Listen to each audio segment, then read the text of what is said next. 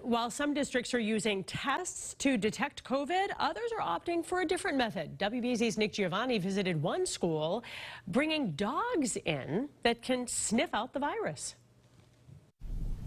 A pair of police cruisers pulled up to Norton Middle School Wednesday morning for the Bristol County Sheriff's Office.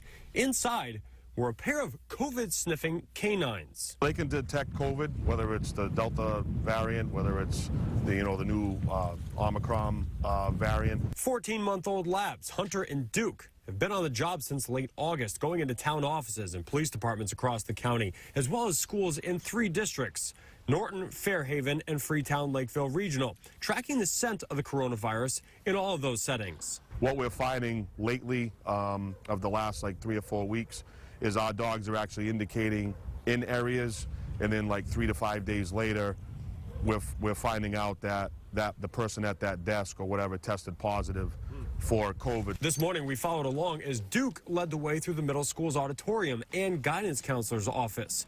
Whenever he'd hit on the scent, he'd sit, and did so alongside a few seats and right next to a printer. They actually are much more sensitive than even our instruments that we do the chemistry on. Deetta Mills is the director of the International Forensic Research Institute at Florida International, where they came up with a concept and a curriculum for training dogs to detect COVID, having worked with dogs to sniff out disease in avocado trees. When COVID came along, we thought, well, I wonder if they can do the same thing, because the odor that they're picking up is basically the odor of sickness, right? So the trees were putting out a different odor because they were infected.